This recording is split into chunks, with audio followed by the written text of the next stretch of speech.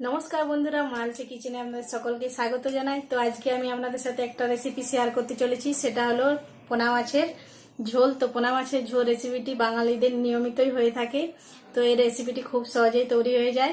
তো ভিডিওটি স্কিপ না করে শেষ পর্যন্ত দেখতে থাকুন। আর যে সব বন্ধুরা এখনো পর্যন্ত চ্যানেলটিকে সাবস্ক্রাইব করেননি তারা অবশ্যই চ্যানেলটিকে সাবস্ক্রাইব করুন এবং আমাকে সাপোর্ট করুন। তাহলে চলুন ঝটপট বানিয়ে ফেলি চারা পোনার ঝোল। পোনা মাছের ঝোল বানাবার জন্য আমি 4টে পোনা মাছ কেটে ভালো করে ধুয়ে নিয়েছি। এতে আমি দিয়ে দিচ্ছি অল্প লবণ, অল্প হলুদ গুঁড়ো আর সরষের তেল দিয়ে এখন আমি মাছটা ভালো করে মাখিয়ে নিচ্ছি। মাছটা ভালো করে মাখানো হয়ে গেছে, এরপর আমি এগুলো ভেজে নেব। কড়াই গরম হয়ে গেছে, এরপর আমি এতে দিয়ে দিচ্ছি সরষের তেল।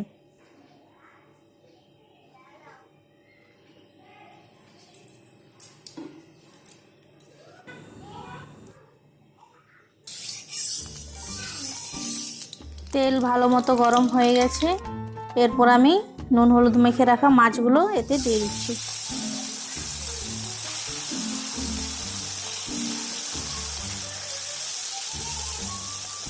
মাছগুলো এখন আমি লাল লাল করে ভেজে নেব। চারা পোনার ঝোল বানাবার জন্য আমি উপকরণ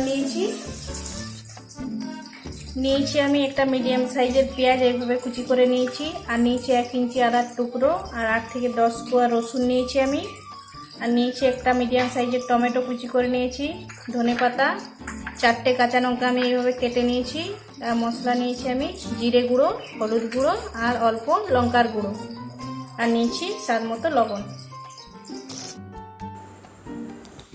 মাছগুলো এই সাইডটা ভালো করে ভাজা হয়ে গেছে, এরপর আমি মাছগুলো উল্টে নিচ্ছি। উল্টে এই সাইডটাও আমি ভালো করে ভেজে নেব। মাছগুলো এই সাইডটাও ভালো করে ভাজা হয়ে গেছে, এরপর আমি মাছগুলো উঠিয়ে নিচ্ছি।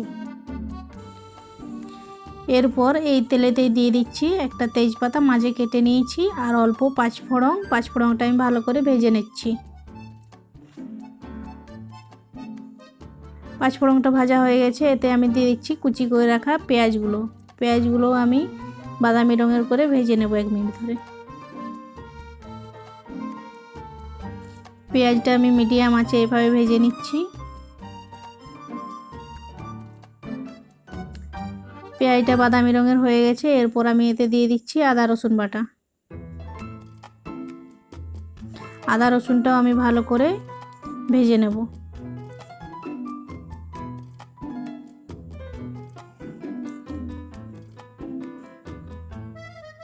আদা রসুনটাও ভালো করে ভাজা হয়ে গেছে, এরপর আমি দিয়ে দিচ্ছি মশলা। এতে রয়েছে জিরে, হলুদ আর লঙ্কা গুঁড়ো। মশলাটা আমি ভালো করে কিছুক্ষণ কষিয়ে নিচ্ছি।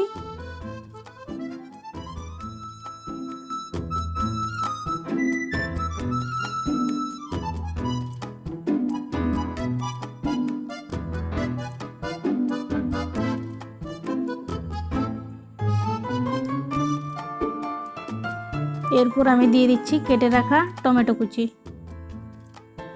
টমেটোটাও আমি ভালো করে মশলার সাথে মিশিয়ে নিচ্ছি।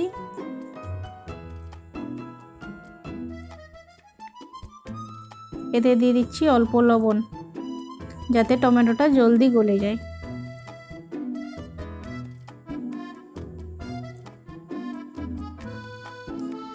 টমেটোটা প্রায় গলে গেছে, দেখুন খুব সুন্দরভাবে টমেটোটা গলে গেছে। এরপর আমি দিয়ে দিচ্ছি কেটে রাখা কাঁচা লঙ্কাগুলো।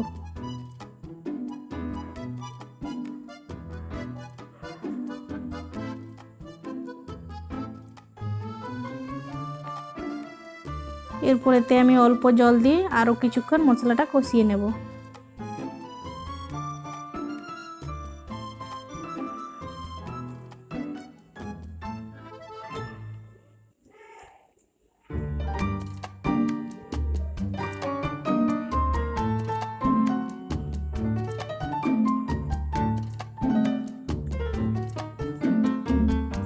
মশলাটা ভালো করে কষানো হয়ে গেছে, এতে আমি এরপর জল দিয়ে দিচ্ছি।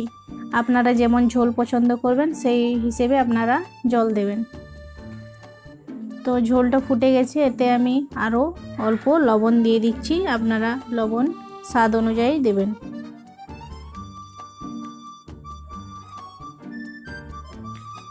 ঝোলটা ফুটে গেছে, এরপর ভেজে রাখা মাছগুলো আমি ঝোলের মধ্যে দিয়ে দিচ্ছি।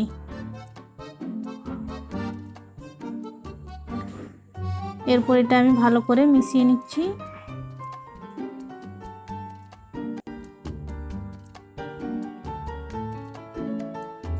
ঝোলটা ফুটে উঠেছে, এরপর আমি এতে কেটে রাখা ধনেপাতাগুলো দিয়ে দেব।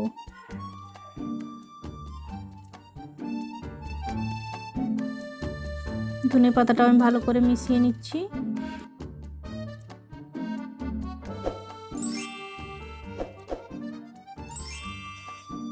এরপর আমি এটা নামিয়ে নেব।